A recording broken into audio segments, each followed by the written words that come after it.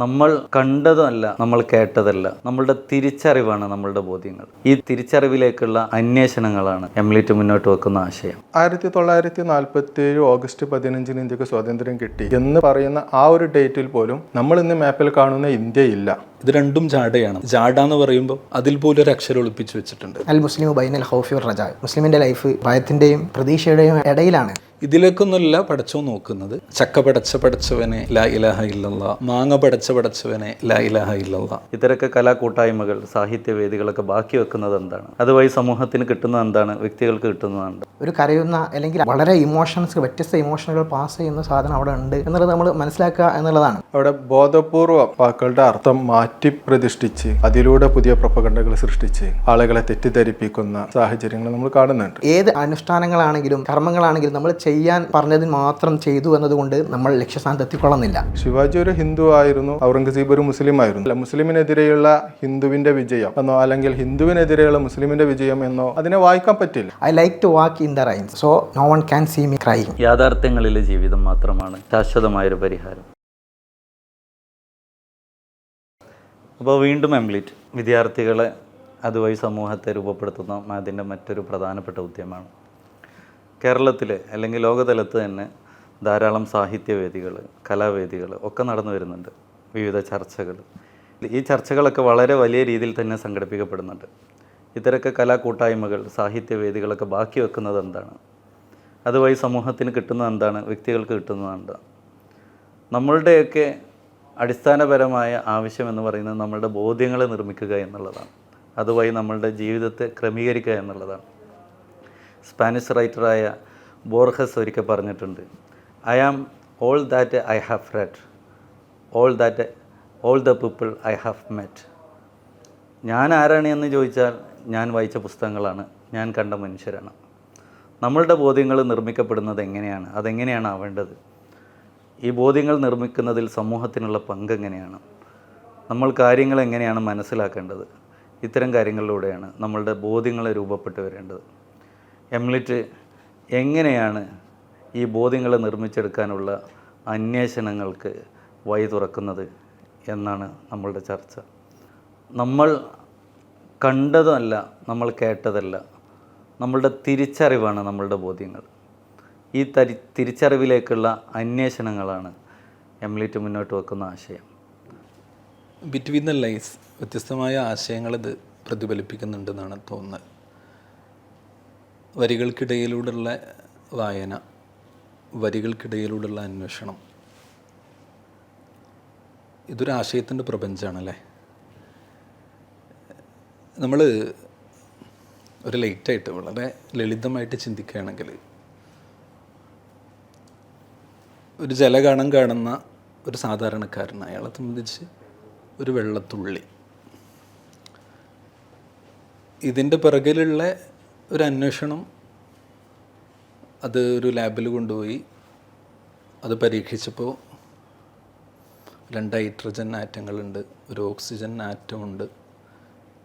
ഇത്തരത്തിലുള്ള ഒരു സർഫേസിൽ നിന്നുള്ള ഉപരിതലത്തിനപ്പുറമുള്ള ഒരു കണ്ടെത്തൽ നടത്തിയപ്പോഴാണല്ലോ കെമിസ്ട്രിയിൽ ജലം ഒരു ഘടകമെന്ന്. ഒരു സാധാരണക്കാരനെ ബാധിക്കുന്ന ഒരു ഘടകം എന്നതിനപ്പുറം ഒരു മറുവായന സാധ്യമാവുന്നത് അപ്പോഴാണ്. ഇത്തരത്തിലാണ് ഒരു ലോഹത്തകിടിന് മറ്റൊരു ലോഹം കൊണ്ട് മുട്ടുമ്പോൾ ഉണ്ടാകുന്ന ശബ്ദം. ഈ ശബ്ദത്തിൻ്റെ പിറകിലുള്ള അർത്ഥങ്ങളെ തേടി പോകുമ്പോഴാണ് ഫിസിക്സിൽ ആ ശബ്ദം പ്രധാനം. നമ്മൾ ഈ ജാടകൾക്കപ്പുറം നമ്മളിന്ന് പുതിയൊരു കാലത്ത് ജാടയുടെ ഒരു ലോകമാണ്, പ്രദർശനപരതയുടെ ഒരു ലോകമാണ്. അപ്പോൾ വിശുദ്ധമായൊരു ഹദീസിൽ നമുക്കിങ്ങനെ കാണാൻ കഴിയും, ഇന്നല്ലാഹു ലാ യൻദുറു ഇലാ അജ്സാമിക്കും വലാ ഇലാ സൂരിക്കും വലാകി യൻദുറു ഇലാ ഖുലൂബിക്കും. അള്ളാഹു ശരീരം കൊണ്ടുള്ള നിങ്ങളുടെ ജാടയിലേക്കോ അല്ലെങ്കിൽ വസ്ത്രം കൊണ്ടുള്ള നിങ്ങളുടെ ജാട, ഇത് രണ്ടും ജാടയാണ്. നമ്മുടെ ജാട എന്ന് പറയുമ്പോൾ അതിൽ പോലും ഒരു അക്ഷരം ഒളിപ്പിച്ച് വെച്ചിട്ടുണ്ട്. നമ്മുടെ സ്വകാര്യത, മറ്റുള്ളവർ കാണാൻ പറ്റാത്ത ഭാഗങ്ങളെ ഒളിപ്പിച്ച് വെക്കാനാണ് നമ്മുടെ ഈ ശരീരം, നമ്മുടെ വസ്ത്രങ്ങളൊക്കെ. ഇതിലേക്കൊന്നുമല്ല പടച്ചോ നോക്കുന്നത്. അന്തസാരങ്ങളിലേക്കാണ്, ഉൾസാരങ്ങളിലേക്കാണ്, നിങ്ങളുടെ ഹൃദയങ്ങളിലേക്കാണെന്ന് പറയുമ്പോൾ അതിൽ നമുക്ക് ഈ നമ്മൾ കാണുന്നതിനപ്പുറമുള്ളൊരു ലോകത്തെ നമ്മൾ കാണണം എന്നൊരു സിദ്ധാന്തത്തിലുണ്ട്.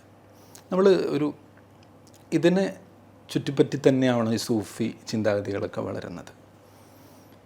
ചക്ക പടച്ചവനെ ലാ ഇലാഹ ഇല്ലല്ലാ, മാങ്ങ പടച്ചവനെ ലാ ഇലാഹ ഇല്ലല്ലാ. ചക്കയുടെ പുറത്തുള്ള തോടിൽ കുറേ മുള്ളുകളുണ്ട്, മാങ്ങക്ക് വ്യത്യസ്ത രുചിഭേദങ്ങളുണ്ട്. പക്ഷെ നമ്മൾ കാണുന്ന ആ രുചിക്കപ്പുറം അതൊക്കെ അള്ളാഹുവിനെ കണ്ടെത്താനുള്ള, ആ സത്യത്തെ കണ്ടെത്താനുള്ളൊരു എലമെൻ്റായി മാറുന്നതാണ് നമ്മൾ കാണുന്നത്. ഇതാണ് ബിറ്റ്വീൻ ദ ലൈൻസ്. അന്വേഷണാത്മകമായ ഒരു ജീവിതത്തിലൂടെ നമുക്ക് ജീവിതത്തെ കുറച്ചും കൂടെ മനോഹരമാക്കാനാണ് സാധിക്കുന്നത് എന്നാണ് നമുക്ക് മനസ്സിലാവുന്നത്. ഓരോ വാക്കിൻ്റെ ഉള്ളിലും ഒരുപാട് ആത്മാവുണ്ട്. ഈ വാക്കിൻ്റെ ആത്മാവിനെ തേടിയുള്ള ഒരു യാത്ര വളരെ പ്രധാനമാണ്, പ്രത്യേകിച്ച് പുതിയ കാലത്തിലൊക്കെ.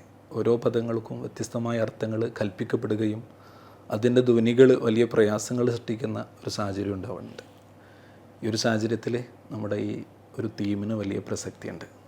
വരികൾക്കിടയിലൂടെ എന്ന് പറയുമ്പോൾ പോലും നമ്മൾ അതിന് കാണുന്ന അർത്ഥം അതിൻ്റെ പദങ്ങൾ സൂചിപ്പിക്കുന്നതല്ലല്ലോ. ഈവൻ വായിക്കുക എന്നതിന് പോലും നമ്മൾ കാണുന്ന അർത്ഥം അതല്ലല്ലോ. ജോർജ് ഓർവെല്ലിൻ്റെ മൃഗങ്ങൾ കഥാപാത്രങ്ങളായി വരുന്ന ആനിമൽ ഫാമിൽ നമുക്ക് മനുഷ്യരെ മാത്രമേ കാണാൻ പറ്റുന്നുള്ളൂ. അന്ധമായ താരാരാധനയും അനുകരണവും ഒക്കെ സമൂഹത്തിലെ വലിയൊരു വിഭാഗത്തെ അരാഷ്ട്രീയമായി മാറ്റുന്നുണ്ട്. കഥാപാത്രങ്ങളുടെ പ്രതിനിധാനവും അവകളുടെ ധ്വനിയും കൃത്യമായി മനസ്സിലാക്കാത്തതുകൊണ്ട്, ഒരുപക്ഷെ വരികൾക്കിടയിലൂടെ വായിക്കാത്തത് കൊണ്ട് സംഭവിക്കുന്ന അബദ്ധമാണിതൊക്കെ. നമ്മൾ ഈ വാക്കുകളുടെ അർത്ഥം, അതിൻ്റെ പൊരുളുകളെ കുറിച്ച് പറയുമ്പോൾ കാണുന്ന വാക്കുകൾ നമ്മൾ അതിൻ്റെ അർത്ഥം തേടി പോവേണ്ടതുണ്ട്. പക്ഷേ അതിൻ്റെ അപ്പുറത്തേക്ക് ഇന്നിപ്പം പുതിയ കാലത്ത് നമ്മൾ കാണുമ്പോൾ, പോസ്റ്റ് ട്രൂത്ത്, ആൾട്ടർനേറ്റീവ് ട്രൂത്തിൻ്റെ ഒക്കെ ഒരു കാലത്ത് നമ്മൾ കാണുമ്പോൾ അവിടെ ബോധപൂർവം വാക്കുകളുടെ അർത്ഥം മാറ്റി പ്രതിഷ്ഠിച്ച് അതിലൂടെ പുതിയ പ്രൊപ്പഗണ്ടകൾ സൃഷ്ടിച്ച് ആളുകളെ തെറ്റിദ്ധരിപ്പിക്കുന്ന സാഹചര്യങ്ങൾ നമ്മൾ കാണുന്നുണ്ട്. നമ്മൾ കാണുന്ന പല വാക്കുകളും ഇപ്പോൾ നമ്മൾ ഒരുപാട് കാലമായിട്ട് ഉപയോഗിച്ചു വരുന്നൊരു വാക്കാണ് ഇന്ത്യ ചരിത്രം. സത്യത്തിൽ ഇന്ത്യ ചരിത്രം എന്നുള്ള വാക്ക് എത്രത്തോളം ശരിയാണെന്നുള്ളത് നമ്മളൊന്ന് ആലോചിക്കണം. കാരണം 1947 ഓഗസ്റ്റ് 15 ഇന്ത്യക്ക് സ്വാതന്ത്ര്യം കിട്ടി എന്ന് പറയുന്ന ആ ഒരു ഡേറ്റിൽ പോലും നമ്മളിന്ന് മാപ്പിൽ കാണുന്ന ഇന്ത്യ ഇല്ല. അന്നത്തെ ഇന്ത്യയിൽ ഗോവ പുറത്താണ്, പോണ്ടിച്ചേരി പുറത്താണ്, സിക്കിം പുറത്താണ്. അവരൊക്കെ പിന്നീടാണ് കൂടിച്ചേരുന്നത്. അതിൻ്റെ മുന്നുള്ള ഒരു ഇന്ത്യയിലേക്ക് നമ്മൾ പോയാൽ ഒരു കാലത്തും, ചരിത്രത്തിൽ ഒരു കാലത്തും ഇന്ന് നമ്മൾ മാപ്പിൽ കാണുന്ന ഇന്ത്യ ഒരു രാജ്യമായി നിന്നൊരു കാലഘട്ടം ഉണ്ടായിട്ടില്ല. സത്യത്തിൽ അതൊക്കെ മറ്റു പല രാജ്യങ്ങളായിരുന്നു. ഇന്ന് നമ്മൾ ഇന്ത്യയിൽ ഉൾക്കൊള്ളുന്ന പ്രദേശങ്ങളെ, ആ പ്രദേശങ്ങളുടെ ചരിത്രത്തെ നമ്മൾ ഇന്ത്യ ചരിത്രം എന്ന് പേര് വിളിക്കുകയാണ് സത്യത്തിൽ ചെയ്തത്. അത് ഇന്ത്യയുടെ ചരിത്രമാണോ എന്ന് ചോദിച്ചാൽ നമ്മളങ്ങനെ സങ്കല്പിച്ചു എന്നതാണ് സത്യം. എന്നിട്ട് ആ ചരിത്രത്തിൻ്റെ പുറത്താണ് പിന്നീട് നമ്മൾ മറ്റു പല സംഘടനകളിലേക്കും പോകുന്നത്. ആ ചരിത്രത്തിലുണ്ടായ യുദ്ധങ്ങളെ ഹിന്ദു മുസ്ലിം വിഭാഗീയതകളാക്കി അവതരിപ്പിക്കുന്നു. അതിൻ്റെ സത്യം തേടിപ്പോയാലും ഇതേ പ്രശ്നം വരും. ഇപ്പോൾ ശിവാജി ഔറംഗസീബ് യുദ്ധം, ശിവാജി ഒരു ഹിന്ദു ആയിരുന്നു, ഔറംഗസീബ് ഒരു മുസ്ലിം ആയിരുന്നു എന്നതിൻ്റെ പേരിൽ അത് ഹിന്ദു മുസ്ലിം പോരാട്ടമായിട്ട് നമ്മൾ വായിക്കുകയാണ്. പക്ഷേ ശിവാജിയുടെ സേനയെ നമ്മൾ നോക്കുമ്പോൾ അതിലെ സഖ്യകക്ഷിയായിട്ട് ഹൈദരാബാദ് നൈസാമുണ്ട്. അതുപോലെ തന്നെ ഔറംഗസീബിൻ്റെ സേനയെ നോക്കുമ്പോൾ അദ്ദേഹത്തിൻ്റെ സഖ്യകക്ഷിയായിട്ട് ഗോളിയർ രാജാവുണ്ട്. ഇപ്പോൾ ശിവാജി ഔറംഗസീബിനെ തോൽപ്പിച്ചു, അതല്ലെങ്കിൽ ഔറംഗസീബ് ശിവാജിയെ തോൽപ്പിച്ചു എന്ന് പറയുമ്പോൾ ശിവാജി തോൽപ്പിച്ചത് ഔറംഗസീബിനെ മാത്രമല്ല, ഗോളിയർ രാജാവിനെ കൂടിയാണ്. അപ്പോൾ അവിടെ മുസ്ലിമിനെതിരെയുള്ള ഹിന്ദുവിൻ്റെ വിജയം എന്നോ അല്ലെങ്കിൽ ഹിന്ദുവിനെതിരെയുള്ള മുസ്ലിമിൻ്റെ വിജയം എന്നോ അതിനെ വായിക്കാൻ പറ്റില്ല. ഇതുപോലെ കശ്മീരിൻ്റെ ചരിത്രം നമുക്ക് നോക്കാം. കശ്മീരിൽ ജവഹർലാൽ നെഹ്റുവാണ് കശ്മീരിൻ്റെ ഒരു ഭാഗം പാകിസ്ഥാന് നൽകിയത്. സർദാർ വല്ലഭായ് പട്ടേലായിരുന്നു നമ്മുടെ ആദ്യത്തെ പ്രധാനമന്ത്രി എങ്കിൽ അത് നഷ്ടപ്പെടില്ലായിരുന്നു എന്നതാണ് ഇന്ന് നടക്കുന്നൊരു പ്രൊപ്പഗണ്ട. പെരിഫറലായിട്ട് നമ്മൾ നോക്കുമ്പോൾ സത്യമാണ്. കാരണം നെഹ്റു പ്രധാനമന്ത്രിയായിരിക്കുന്ന സമയത്താണ് കാശ്മീരിൻ്റെ ഒരു ഭാഗം പാകിസ്ഥാൻ പിടിക്കുന്നത്. അങ്ങനെയാണ് പാക് ഒക്യുപ്പൈഡ് കാശ്മീർ ഉണ്ടാവുന്നത്. പക്ഷേ പട്ടേൽ പ്രധാനമന്ത്രിയായിരുന്നെങ്കിൽ അത് നഷ്ടപ്പെടില്ലായിരുന്നോ എന്ന വാദത്തിന് എത്രത്തോളം പ്രസക്തിയുണ്ട് എന്നതുകൂടി നമ്മൾ പരിശോധിക്കേണ്ടതുണ്ട്. ഇന്ത്യയിലെ നാട്ടുരാജ്യങ്ങളെ ഇന്ത്യയോട് കൂട്ടിച്ചേർത്തത് പട്ടേലാണ്. തിരുവിതാംകൂർ അടക്കമുള്ള ഹൈദരാബാദ് പോലുള്ള എല്ലാ നാട്ടുരാജ്യങ്ങളെയും ഇന്ത്യയിലേക്ക് കൂട്ടിച്ചേർത്ത് ഇന്ത്യ ഒരു അഖണ്ഡത ഉറപ്പുവരുത്തിയത് പട്ടേലാണ്. പക്ഷേ പട്ടേലിൻ്റെ ലിസ്റ്റിൽ കാശ്മീർ ഇല്ലായിരുന്നു എന്നുള്ളതാണ് സത്യം. കാരണം പട്ടേലിൻ്റെ കൺസേൺ ഇന്ത്യക്കകത്ത് ഇന്ത്യ അല്ലാത്തൊരു പ്രദേശം ഉണ്ടാവരുത് എന്നത് മാത്രമാണ്. കാശ്മീർ ഇന്ത്യക്കകത്തല്ല, അത് ഇന്ത്യക്കും പാകിസ്ഥാനും ഇടയിലാണുള്ളത്. അപ്പോൾ അവർ ഇന്ത്യയിൽ ചേർന്നാലും പാകിസ്ഥാനിൽ ചേർന്നാലും അത് പട്ടേലിൻ്റെ കൺസേൺ അല്ലായിരുന്നു. പക്ഷേ നെഹ്റുവിനെ സംബന്ധിച്ച് കാശ്മീർ അങ്ങനെ ഒന്നല്ല. നെഹ്റുവിൻ്റെ കുടുംബ വേരുകളുള്ളത് കശ്മീരിലാണ്. അതുകൊണ്ട് തന്നെ ആ ദേശം ഇന്ത്യയിൽ വേണം എന്നുള്ളത് നെഹ്റുവിന് നിർബന്ധമായിരുന്നു. നെഹ്റുവാണ് കാശ്മീരിനെ ഇന്ത്യയിൽ ചേർത്തത് ഒരു ഭാഗമെങ്കിലും. പട്ടേലിന് ഇന്ത്യയിൽ ചേരണം എന്നുള്ള നിർബന്ധം ഉണ്ടായിരുന്നില്ല. ഇതേപോലെ ഇനി നമ്മൾ സമീപകാല രാഷ്ട്രീയ വിഷയങ്ങളിലേക്ക് വന്നാൽ, ഇപ്പോൾ കഴിഞ്ഞ ദിവസം പാർലമെൻറ്റിൽ നമ്മുടെ പ്രധാനമന്ത്രി പറഞ്ഞു ഭരണഘടനയെ കൂടുതൽ അവഹേളിച്ചത് കോൺഗ്രസ്സാണ്. ഞങ്ങൾ ഭരണഘടന പൊളിക്കാൻ പോയിട്ടില്ല. കോൺഗ്രസ് 75 തവണ ഭരണഘടന മാറ്റി, ഭരണഘടന ഭേദഗതി ചെയ്തു എന്നതാണ് പ്രധാനമന്ത്രിയുടെ വാദം. നമ്മൾ കണക്കൊക്കെ നോക്കുമ്പോൾ ശരിയാണ്, 75 തവണ അത് അമെൻഡ്മെൻറ്റ് ചെയ്തിട്ടുണ്ട്. പക്ഷേ കോൺഗ്രസ് നടത്തിയ അമെൻഡ്മെൻറ്റുകൾ, BJP നിലവിൽ നടപ്പാക്കിക്കൊണ്ടിരിക്കുന്ന മാറ്റങ്ങൾ, അത് രണ്ടും തമ്മിലുള്ള വ്യത്യാസം അത് സുപ്രീം കോടതി തന്നെ ഭരണഘടനാ കേസിൽ പറഞ്ഞിട്ടുള്ളൊരു സംഗതി അമെൻഡ്മെൻറ്റ് ഭേദഗതിയാണ്, ഭരണഘടനയെ പൊളിക്കലല്ല എന്നുള്ളതാണ്. അപ്പോൾ ഭരണഘടന നിലനിർത്തുന്നു, അതേ സ്ഥാനത്ത് അതിൽ ആവശ്യമായ ഭേദഗതികൾ വരുത്തുന്നു. അതിനുള്ള അവസരം ഭരണഘടന തന്നെ നൽകുന്നുമുണ്ട്. അതുകൊണ്ട് കൂടിയാണ് നമ്മുടെ ഭരണഘടന ജൈവികമാകുന്നത്. പക്ഷെ നിലവിൽ BJP നടത്തിക്കൊണ്ടിരിക്കുന്ന സിസ്റ്റം എന്താണ്? ഭരണഘടനയുടെ അടിസ്ഥാന തത്വങ്ങളായ മതേതരത്വം, ഫെഡറലിസം പോലുള്ള കാര്യങ്ങളെ പൊളിച്ച് പുതിയൊരു ഭരണഘടന പ്രായോഗിക തലത്തിൽ സൃഷ്ടിക്കുന്നു. തിയറിറ്റിക്കലി നമ്മുടെ ഭരണഘടന അവിടെ നിലനിൽക്കുമ്പോൾ തന്നെ പ്രായോഗിക തലത്തിൽ ആ ഭരണഘടനയ്ക്ക് പ്രസക്തിയില്ലാത്ത ഒരു രൂപത്തിലേക്ക് നമ്മുടെ സിസ്റ്റത്തെ കൊണ്ടുവരുന്നു എന്നുള്ളതാണ് BJP ചെയ്യുന്നത്. അപ്പോൾ ഇവിടെയൊക്കെ അമെൻഡ്മെൻറ്റ് എന്നുള്ളൊരു വാക്കിനെ അതിൻ്റെ തെറ്റായ അർത്ഥത്തിൽ പ്രയോഗിച്ചുകൊണ്ട് കബളിപ്പിക്കുകയാണ് ചെയ്യുന്നത്. യുദ്ധം എന്ന വാക്കിനെ അതിൻ്റെ തെറ്റായ അർത്ഥത്തിൽ പ്രയോഗിച്ചുകൊണ്ടാണ് ശിവജി ഔറംഗസീബ് യുദ്ധത്തെ പ്രൊപ്പഗണ്ടയ്ക്ക് വേണ്ടി ഉപയോഗിച്ചത്. ഓരോ സ്ഥലത്തും വാക്കുകളുടെ ശരിയായ അർത്ഥത്തിൽ നിന്ന് പകരം അതിൻ്റെ തെറ്റായ അർത്ഥത്തിലേക്ക് കൊണ്ടുപോയി അവിടെ വിഭാഗീയത സൃഷ്ടിക്കുന്നു എന്നുള്ളതാണ്. അപ്പം നമ്മൾ ഈ പെരിഫറലായ കാര്യങ്ങളിലേക്ക് നോക്കുമ്പോൾ ഇതൊക്കെ ശരിയാണെന്ന് തോന്നിപ്പോവുകയും ചെയ്യും. അവിടെയാണ് നമ്മൾ ആഴത്തിലേക്ക് ഇറങ്ങേണ്ടി വരുന്നത്, വരികൾക്കിടയിൽ വായിക്കേണ്ടി വരുന്നത്. ബിറ്റ്വീൻ ദ ലൈൻസ്, വരികൾക്കിടയിലൂടെ വായിക്കുക എന്നുള്ളതാണ്. അത് ശാസ്ത്രത്തിലാവട്ടെ, തസവുഫിലാവട്ടെ, ചരിത്രത്തിലാവട്ടെ ഒക്കെ അങ്ങനെയാണ് എന്നാണ് ഇപ്പോൾ നമ്മൾ സംസാരത്തിൽ നിന്നുള്ള രാഗത്തുക ഞാൻ മനസ്സിലാക്കുന്നത്. എനിക്ക് ഇതൊന്നുകൂടി നമ്മൾ വാക്കുകളിൽ നമ്മുടെ എല്ലാ ഏരിയയിലും ഈ ബിറ്റ്വീൻ ദ ലൈൻസ് എന്ന കോൺസെപ്റ്റ് ഉണ്ട്. ജീവിതത്തിലെ ഏത് മേഖല എടുത്ത് പരിശോധിക്കുകയാണെങ്കിലും നമ്മളെ അടക്കത്തിൽ, നമ്മുടെ മൗനത്തിൽ, നമ്മുടെ ശബ്ദത്തിൽ, നമ്മുടെ സംസാരത്തിൽ, ഉദാഹരണമായിട്ട് പറയുകയാണെങ്കിൽ നമ്മൾ രണ്ടാൾ സംസാരിക്കുന്നതിൻ്റെ ഇടയിൽ നിങ്ങളൊരു കാര്യപ്പെട്ട കാര്യം എന്നോട് ചോദിച്ചു, ഞാൻ അതിന് പ്രതീക്ഷിച്ചതിലേറെ ഞാനൊന്ന് മൗനം പൂണ്ടാൽ അതിന് എൻ്റെ അഭിസംബോധകൻ, ഞാൻ ആരോട് സംസാരിക്കുന്നു, അയാൾ അതിന് നൽകുന്ന അർത്ഥം വളരെ വ്യത്യസ്തമാണ്. അയാളുടെ ചിന്താധാരകൾ വളരെ വ്യത്യസ്തമാണ്. അപ്പോൾ ഞാൻ പറയുന്നത് ഈ സാധനം നമ്മൾ അണ്ടർസ്റ്റാൻഡ് ചെയ്യാൻ കഴിയുക എന്നുള്ളതാണ്. നമ്മളൊരു സാധനത്തെ, നമ്മൾ ഏത് സാധനത്തിലാണ് അഭിമുഖീകരിക്കുന്നത്, ആ സാധനത്തെ അണ്ടർസ്റ്റാൻഡ് ചെയ്യാൻ അതിൻ്റെ അർത്ഥത്തിൽ അണ്ടർസ്റ്റാൻഡ് ചെയ്യാൻ കഴിയുക എന്നുള്ളതാണ് ബിറ്റ്വീൻ ദ ലൈൻസ് എന്നതുകൊണ്ട് ഉദ്ദേശിക്കുന്നതെന്ന് തോന്നുന്നു. പിന്നെ ഉദാഹരണമായി പറഞ്ഞാൽ നമ്മളിപ്പോൾ ഞാൻ ഈയിടെ നമ്മൾ ചാർലി ചാപ്ലിൻ്റെ ഒരു സ്റ്റോറി ഉണ്ട്.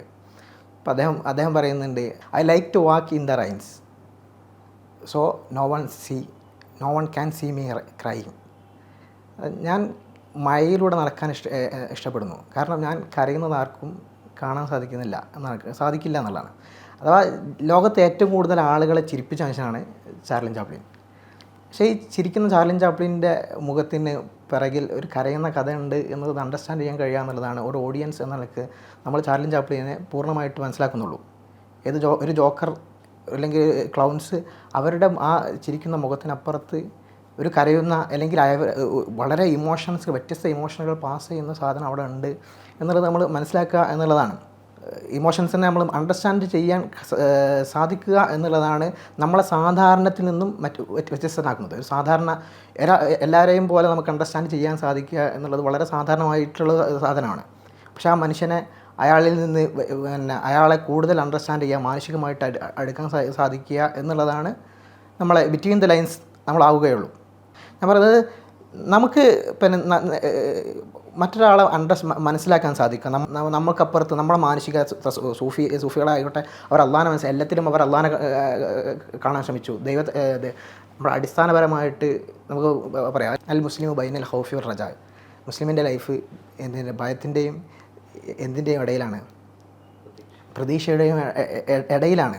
നമ്മുടെ ജീവിതം എപ്പോഴും ജീവിതം തന്നെ നമ്മൾ ബിറ്റ്വീൻ ദ ലൈൻസാണ്. നമ്മൾ ഒരിക്കലും പെരിഫറലായിട്ട് അല്ലെങ്കിൽ നമ്മൾ നിങ്ങൾ സ്വർഗത്തിലാണ് എന്നൊരാൾ കൺഫേം ചെയ്ത് നമുക്ക് പറയാൻ കഴിയില്ല. ഏത് അനുഷ്ഠാനങ്ങളാണെങ്കിലും കർമ്മങ്ങളാണെങ്കിലും നമ്മൾ ചെയ്യാൻ പറഞ്ഞതിന് മാത്രം ചെയ്തു എന്നതുകൊണ്ട് നമ്മൾ ലക്ഷ്യസ്ഥാനത്ത് എത്തിക്കൊള്ളുന്നില്ല.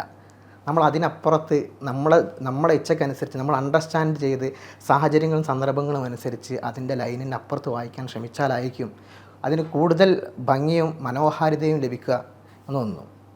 ഹെംലെറ്റ് അപ്പോൾ അന്വേഷണത്തിനിറങ്ങുകയാണ്. ചർച്ചയിൽ ഉടനീളം പറഞ്ഞതുപോലെ തന്നെ സമുദ്രം കണ്ട് തിരകളെണ്ണി തിരമാല ആസ്വദിച്ച് സൂര്യാസ്തമയം കണ്ട് തിരിച്ചു പോരുന്ന കേവലം ഒരു ഉപരിതല വായനക്കാരനപ്പുറം അതിൻ്റെ അന്തസാരങ്ങൾ കണ്ടെത്തി കടലിൽ ആയിട്ട് അതിൻ്റെ മുത്തവും ചിപ്പിയൊക്കെ കണ്ടെത്തി വരുന്ന ഒരു പൂവ് കാണുമ്പോൾ ആ പൂവിൻ്റെ പരിമളവും അതിൻ്റെ ഭംഗിയും നിറവും ആസ്വദിക്കുന്നതിനപ്പുറം ഇതിനെ പരിപാലിച്ച റബ്ബുണ്ടെന്ന മഹത്താ വലിയ ഒരു ഉൾസാരത്തെ ഉൾവഹിക്കുന്ന അന്തർധാര അല്ലെങ്കിൽ അതിൻ്റെ ഉൾസത്തയെ മനസ്സിലാക്കുക എന്നുള്ളതാണ് ബിറ്റ്വീൻ ദി ലൈൻസ്. ഈ അന്വേഷണങ്ങൾക്ക് വേണ്ടിയാണ് പടച്ചവൻ നമ്മെ ഭൂമിയിലേക്ക് ഇറക്കിയത്. അന്വേഷണത്തിന് വേണ്ടി ഒരുപാട് ഉപകരണങ്ങൾ നമുക്കവൻ തന്നിട്ടുണ്ട്. കണ്ണുകളും കാതുകളും ഒക്കെ നമ്മൾ തുറന്നു പിടിച്ച് കൂർപ്പിച്ചിരുന്ന് നമ്മൾ മറ്റുള്ളവരെ കേൾക്കുക, കാണുക, ചിന്തിക്കുക, മനസ്സിലാക്കുക. എന്നാൽ തന്നെയും ഒരുപാട് പ്രശ്നങ്ങളിവിടെ അസ്തമിക്കും. കലാപങ്ങളുണ്ടാകുന്നില്ല. എല്ലാവരെയും മനസ്സിലാക്കുന്ന രൂപത്തിൽ മനസ്സിലാക്കിയാൽ ഇവിടെ പ്രശ്നങ്ങളുണ്ടാകുന്നില്ല. യാഥാർത്ഥ്യങ്ങളിലെ ജീവിതം മാത്രമാണ് ശാശ്വതമായൊരു പരിഹാരം. തുടരന്വേഷണങ്ങൾക്ക് നിങ്ങൾക്ക് ഹെംലെറ്റിലേക്ക് വരാം. Thank you.